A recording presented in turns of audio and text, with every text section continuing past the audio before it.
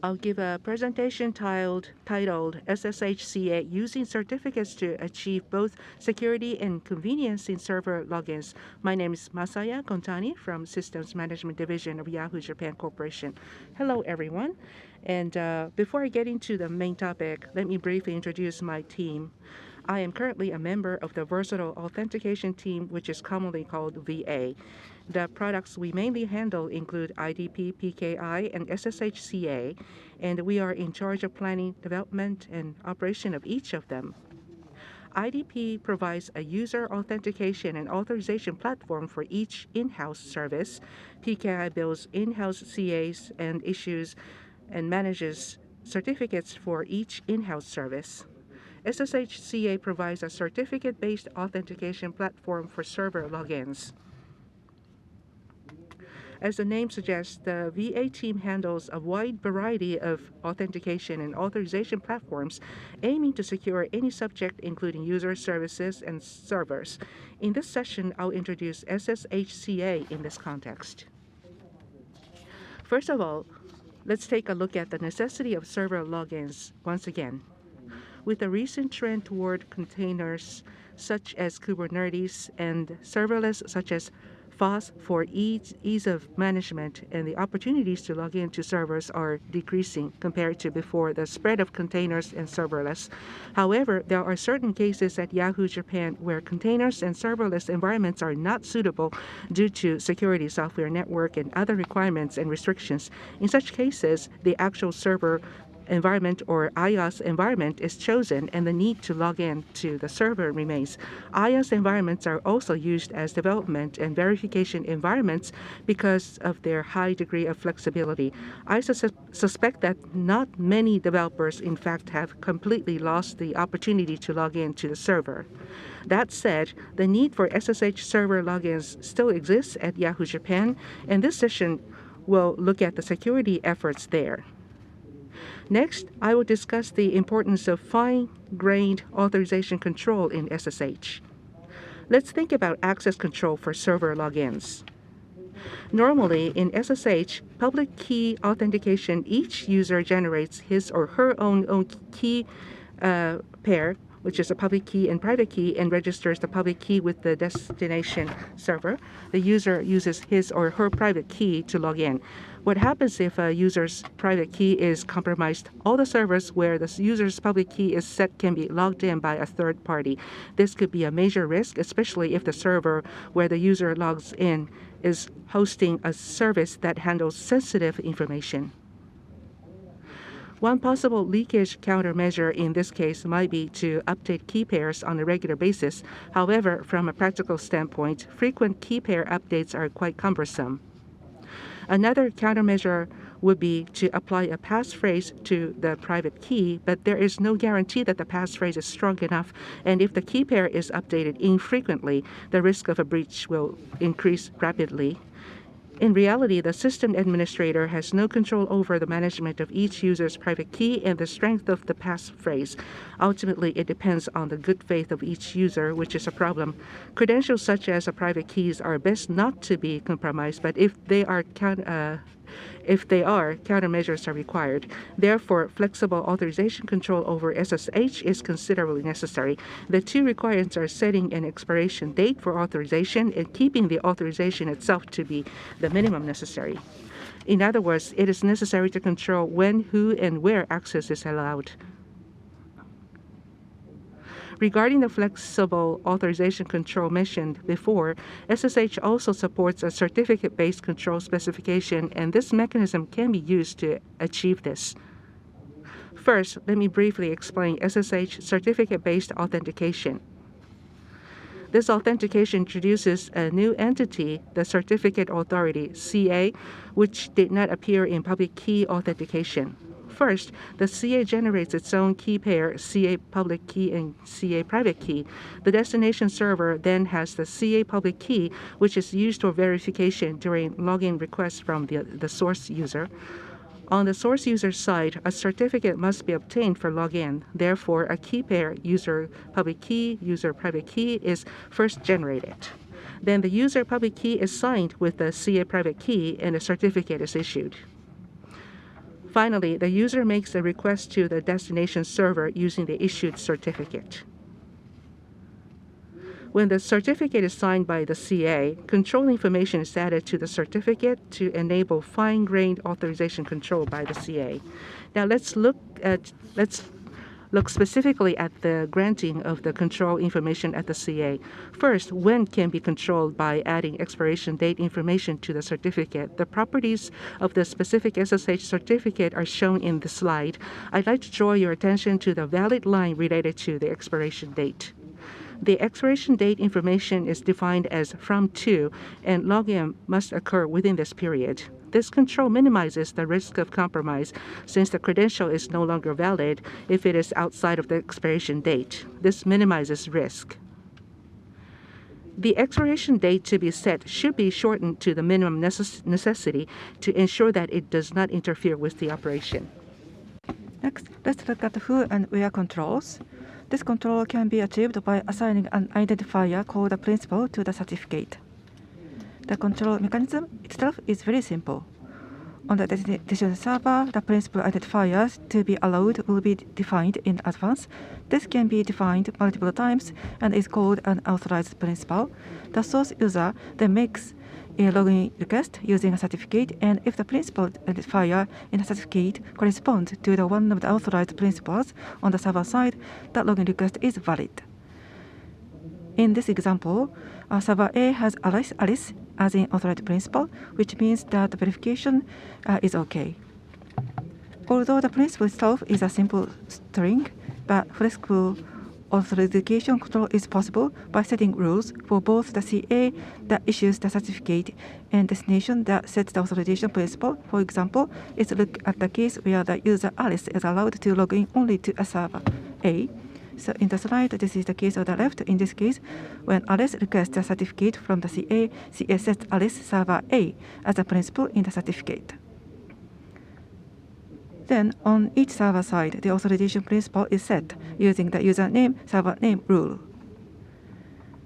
By making this arrangement, the certificate issued by the CA to Alice can control that Alice can only log in to server A.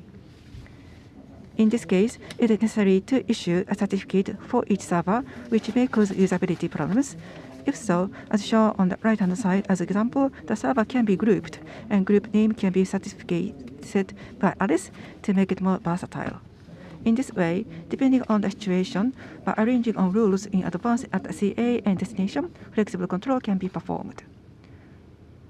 From here, I'll explain how we actually applied the SSH certificate-based authentication in our company. When actually applying certificate-based authentication within the company, what needs to be considered will be explained. A certificate is issued by CA, but if you simply accept the certificate request from the source user, it means you do not control at all. So as a system, we need to build a process to issue certificates. Specifically, the three important points are where to target requests from, how to authenticate them, and what authorization information to grant after authentication. These three are very important points. So this point will be set according to the situation for introduction. So Yahoo Japan is currently implementing following two scenarios for SSH CA. The first is operations on servers that handle secure information. This is a human login and is mainly used for simple dependence on the server, investigation about failures, and other operational tasks. The second is that deploying the servers via CI/CD tools. This is a login with an application account, not a person. So this is basically used for deployment purpose. In each two cases, the access target and usage are different, so the control must be set appropriately according to the situation. We will now look at each case for those two cases. First, let's look at the secure case of operations on server that handles secure information. Since the access is to a component that handles sensitive data, and login user needs to be able to execute deployment operations as well as arbitrary commands for operation and research, great care must be taken in issuing certificate. While it is of course necessary to authenticate the user who logs in, but it is problematic if a single person can issue certificates and access the target server. And in addition, a validity view of work rules, work hours, login locations, and work content is also required. This is how we consider the system. Another point to consider is that Yahoo Japan already has a lot of established infrastructure as an internal system. Unlike a system configuration that is entirely from scratch, we needed to consider the compatibility with our existing internal infrastructure. The existing in-house system related to SSHCA here include server management system, in-house IDP, and approval workflow system. The server management system manages all servers within Yahoo Japan and distributes and synchronizes various settings from accounts to SSHD settings from each server. When deploying SSH CA, the system is used to distribute CA public keys and authorization principles required for verification on the destination server. The in-house IDP, as its name stands, the IDT is used in in-house and used for user authentication, and OIDC for in-house tools. So authentication for SSHCA certificate request is also performed using this system. The last one is the approval workflow system allows users to build arbitrary application forms and approval flows. According to the actions of the approver, the system can receive workhook data and control according to that data. SSHCA also uses the system for login in the secure server and receiving the validity of work. By integrating and utilizing these existing systems, the cost of unnecessary system development cost can be eliminated, and user can use SSHCA through the system they are familiar with. In actually building this system, there are several options, whether to use SaaS or OSS, or you can go for a full scratch development. Like development cost and customizability, each has its own pros and cons. As mentioned earlier, Yahoo Japan has a lot of established infrastructure as in that system, so compatibility with these systems is important. In addition, we needed to customizability to flexibly respond to various cases, and we also wanted to avoid redevelopment of the wheel as much as possible. After taking these factors into consideration, we considered to use OSS featuring CA functions for the CA server. Specifically, we built a system built on the OSS called Summer Step certificates, customizing it to our own specifications according to our internal requirements, and connecting it to the existing infrastructure. On the client side, where certificates are requested, the client CLI, Step CLI, which is the counterpart of the OSS used for the CA, was used to complete everything from certificate issuance to SSH agent registration with a single command. So this improves usability on the client side. As described above, by utilizing OSS appropriately, we have achieved high development efficiency and customizability. This slide shows an overview of the system configuration. I will roughly describe the entire flow up to login. First, various settings for the destination server are made in advance by the boot configuration at the time of instance creation and by the server management system. Users who wish to log in to the secure server submit an application through the authorization management system, which is reviewed and approved by the superior or administrator. These application data and approval results are linked to the CA via webhook. After approval, the user makes a certificate request to the CA, which authenticates the user and issues the certificate according to the contents of the application. Finally, the user logs in using the issued certificate. So I just gave you a brief overview. I will now look at the details of each of these steps in turn. Let's look at the settings for the destination server. The authorization principle should be set in the rule-like username information category, for example. The username is a server account, and the information category is a grouping of secure servers according to the degree of information to be handled. Next, I'd like to show you the details of the application and the approval portion of the approval management system. Finally, the CA assigns a validity period in principle to the certificate according to the content of the application here. Users apply for secure operations using the application form on the web UI. Items specified in the application include access start time, access hours, information category to be accessed, and work content. After the application is submitted, a request for approval is sent to the user's superior or administrator. The superior or administrator reviews the validity of the application and approves it if there are no problems. The approval results are linked and stored to the CA via a webhook, and the CA uses the results for future certificate issuance. So far, I have shown a simple set of flows in the approval management system. Next is about the process from the certificate request to log in to the target server. The source user, who is the worker, confirms that the previously listed request has been approved and then requests a certificate from the CA. At the time of request, the worker is first authenticated. SSH CA delegates the user authentication part to the in-house IDP at OIDC. This makes it easy to support flexible authentication methods such as SMS, secure tokens, FIDO, etc., in addition to passwords. After authentication at the IDP, the CA checks the user's authentication information against user's verification and registration data in the authorization management system described earlier to determine whether a certificate can be issued and the authorization information to be included in the certificate, such as expiration date and principal. After obtaining the certificate, the user registers it in his or her SSH agent and can log in to the target secure server. If the prior request is not approved, the request will fail, and the servers that can be logged in will be limited to those in the information category specified in the request.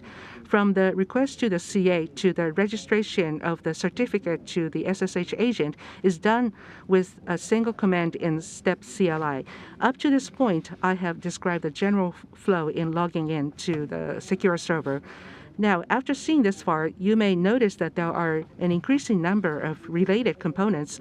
With normal public key authentication, the only two components involved at login are the secure and destination.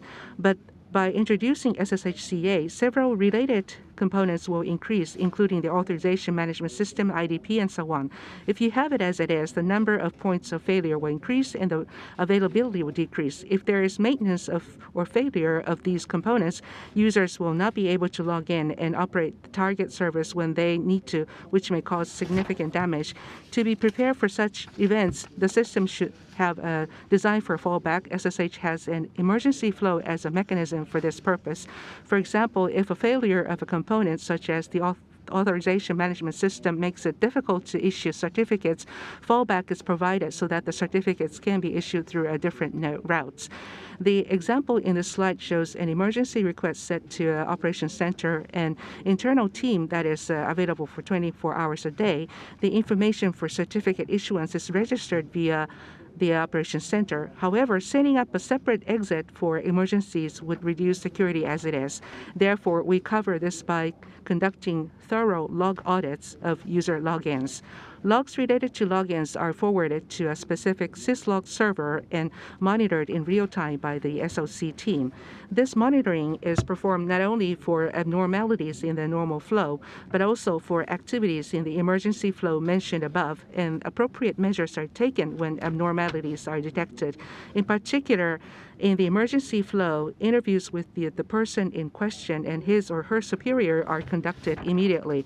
In addition, the key ID of the certificate property is used to identify various abnormal events. By putting an arbitrary identifier or message in the key ID property when the certificate is issued, this value is output as a log on the destination server at login. This mechanism allows the CA to set the key ID according to the request, while the audit team can accurately detect and identify various activities and take appropriate actions. In this way, we are taking measures to maintain availability while ensuring security. So far, I have covered the case of operations on a server that handles secure information.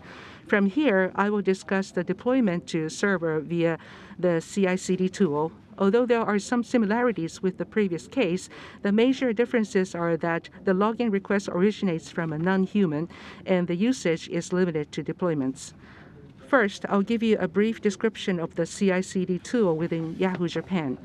As a CI/CD tool with Yahoo Japan, we use Screwdriver CD, which is jointly developed by Yahoo and Verizon Media. It is used not only for building and testing applications, but also for continuous deployment to various environments. With Screwdriver CD, continuous deployment to both real machines and the IaaS environments is achieved by working with SSH CA. Let's take a look at the issues to be addressed in the deployment here. First, since we will be deploying from within the tool, the source of login to the target server will be application account.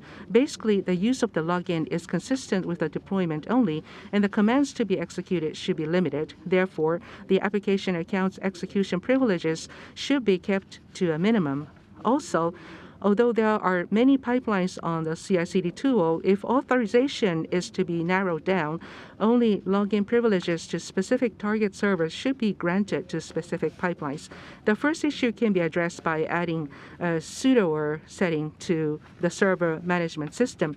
The second issue, limiting what can be deployed in each pipeline, is handled by SSH CA.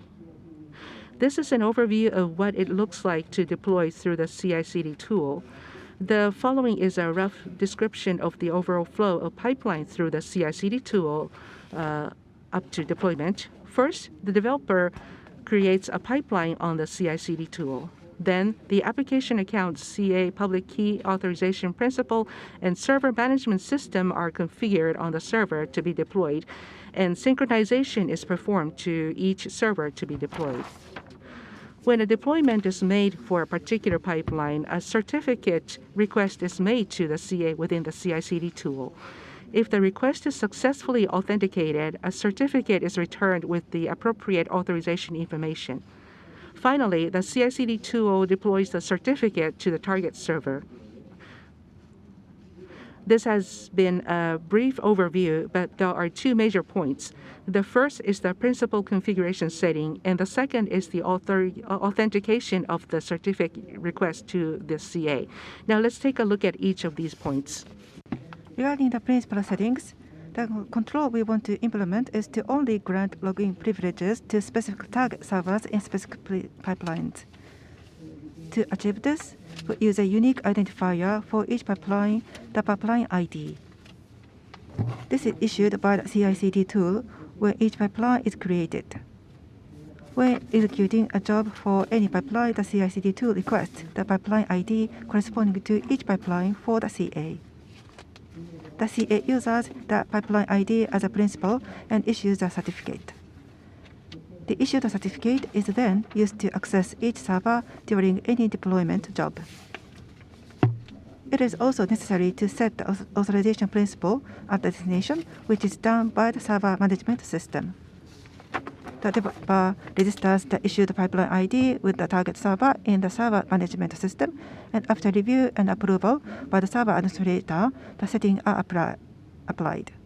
In this way, a unique ID per pipeline is used to control which target servers can be accessed by each pipeline.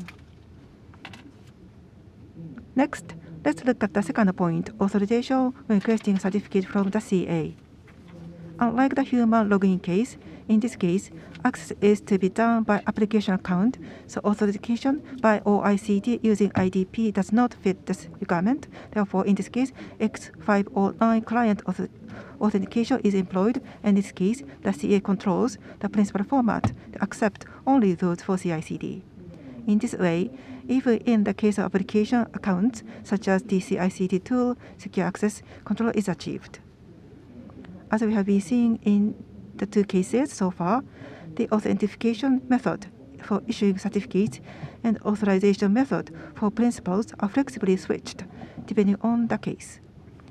In each case, you can see the many existing in-house infrastructure are utilized. These are examples of in-house implementation. We have looked at SSH implementations at Yahoo Japan.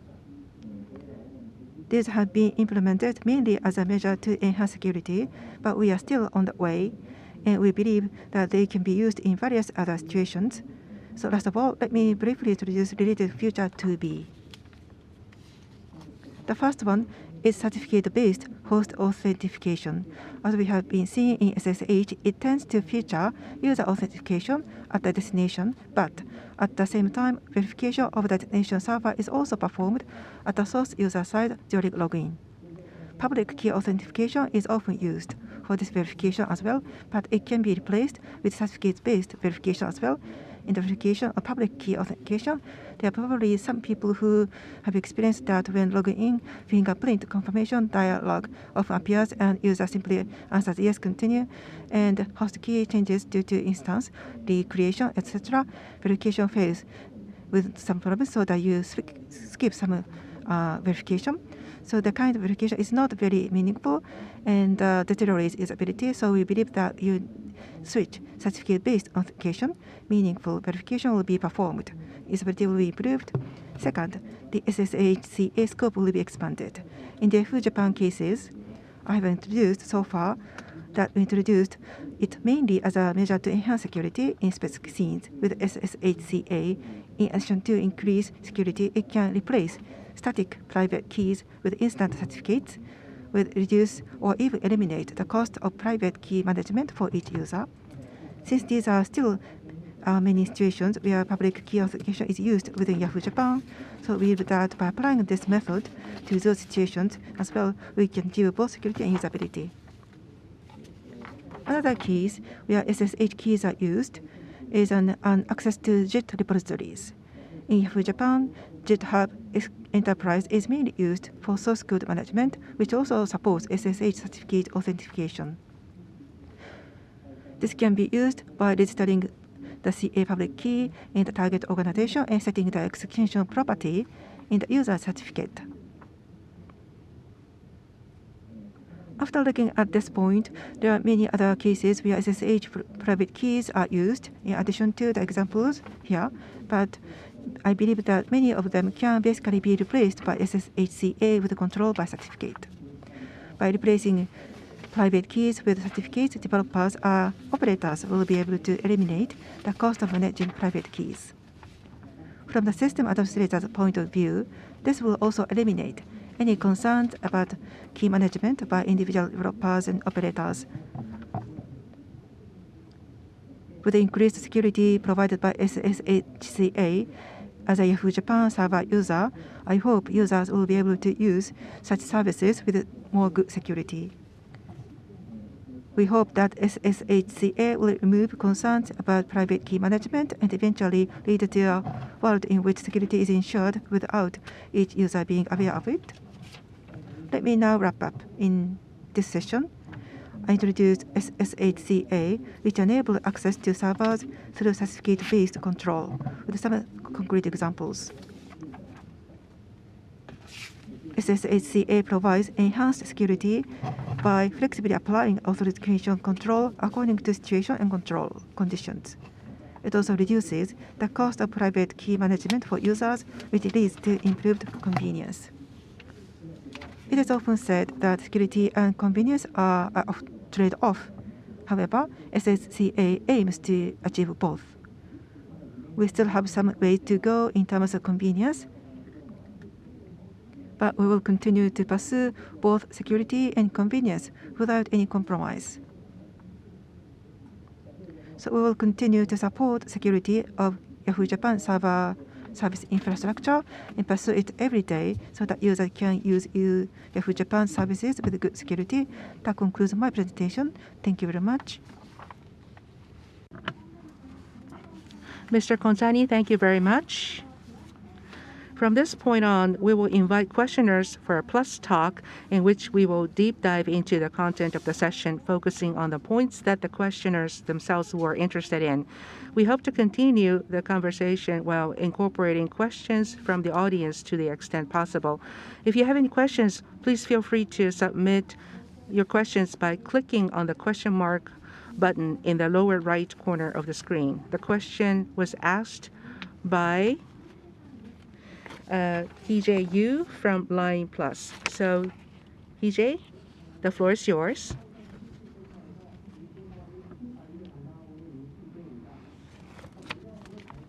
I'm DJU, who is the Line Plus and the Security Engineering #1 Department Security Engineer. And this was the presentation about the convenience and the security. And in order to increase the security, sometimes it can be cumbersome to the users, and it's very difficult to be compatible both. But he was aiming to have the both convenience and the security at the same time for the users. And there are quite a few. We used to have few questions. However, because the presentation was so good that I don't have a lot of questions anymore. And it seems that you had a lot of things to be considered for the security aspect when you're developing this, and also about the authentication or the certification processes related to security in order to create the very safe format. I think that was playing a role. And in the security, in the new paradigm shift was not that easy to take place previously because the users were resistant, and there was a explanation that you needed to have the understanding about the users, to have the concordance among the understanding about the users. And I'd like to understand more about what you are most concerned of, or something that you took a lot of effort in. Can you explain more about that aspect? Right. Basically, for the existing company system, there are quite a few of them, and by utilizing them, just to as much as we could, we tried to be as seamless as possible to apply SSH CA. That was probably something that we were quite creative about.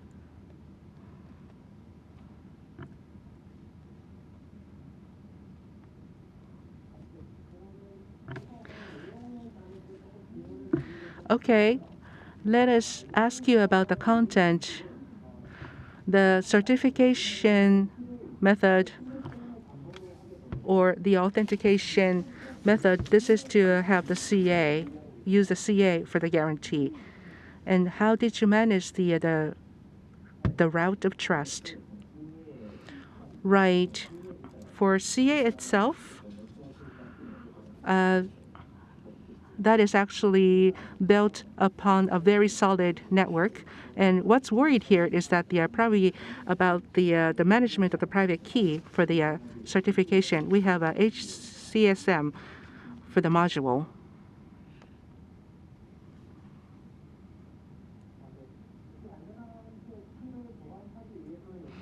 When we consider the safety, SSH to manage, control the key, one of the ways is to save it in the physical location.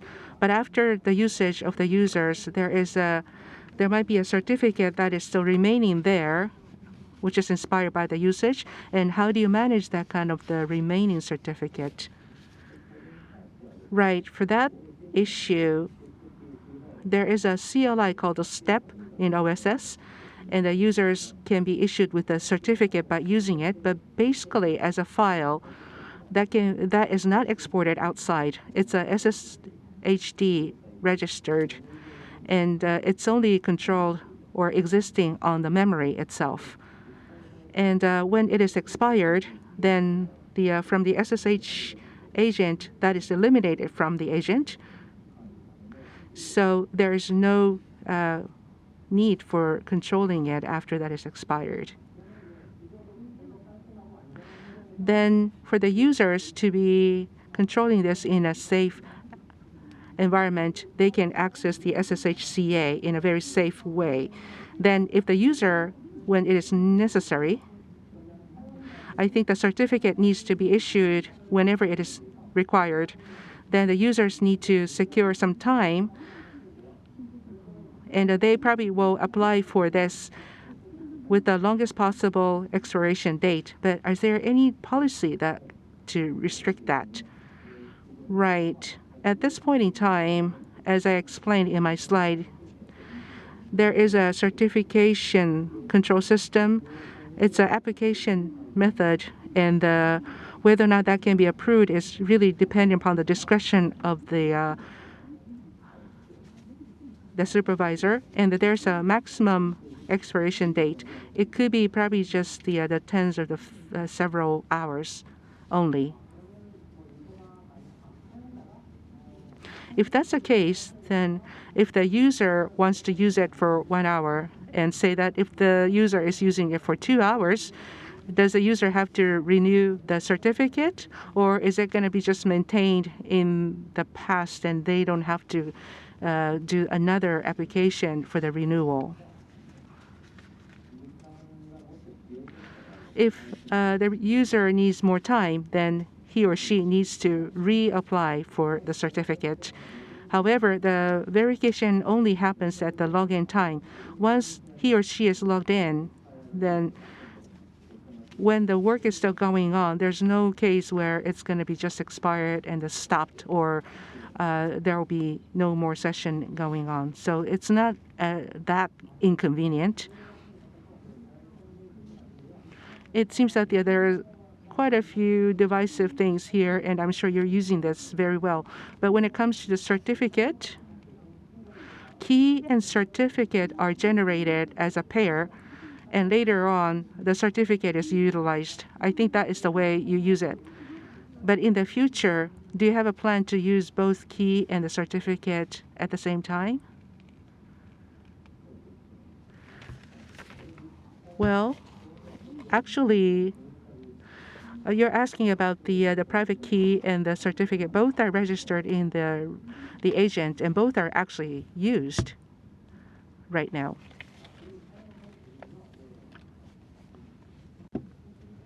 Okay, you're using both of them already now?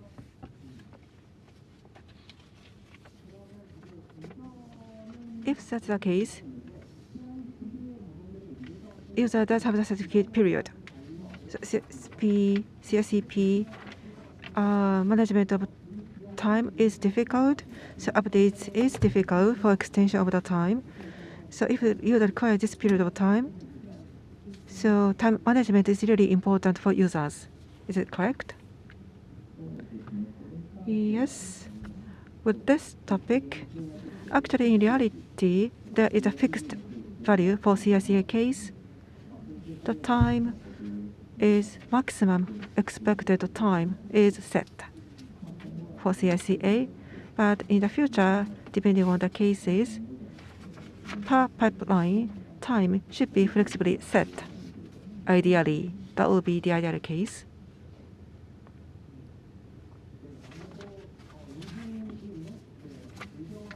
Certification users, like CI/CD, provides an environment where there are some concerns for users.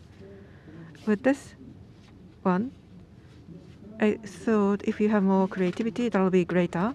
So up until here, we are talking about the questions based upon the past environment and what kind of solutions were provided. So let me ask the question about the container in the future. So scalability is part of the topics you are working on right now. With this scalability environment and management certificates, what kind of point you need to take into consideration? Well, for the management of certificates, okay, when we deploy, we receive a lot of requests from many people over time. So like CD log, we have some ways to handle this. So we need to keep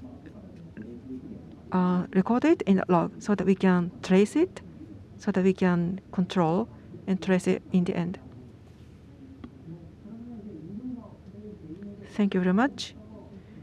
Okay, so you provide certificate to individuals and CI/CD servers, and there are some benefits, but the communication between servers and also the communication between server and client will be able to be possible. But when you scale up, you will be able to do that communication available as well after expansion.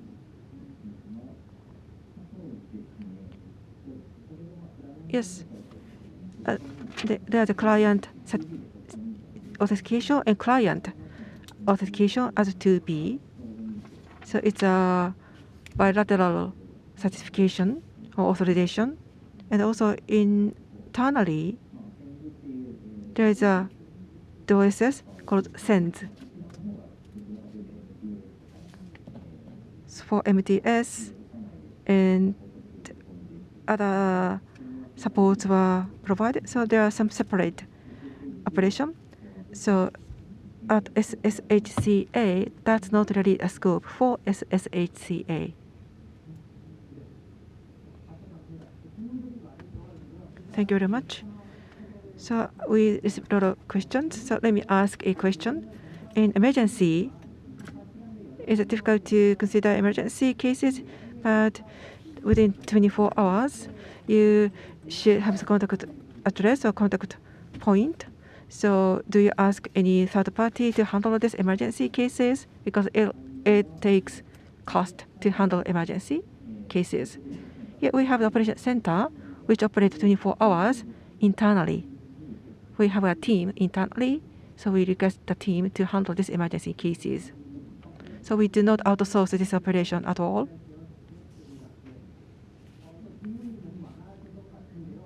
So I just wonder whether the answer to the question earlier, and we received a lot of questions. And recently, the trend is automation and zero trust. This is shifting to that direction.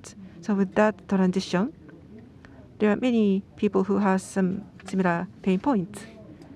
And I think you are relieved to listen to this presentation within the secure environment. And also convenience is achieved. Both are able to be achieved through this.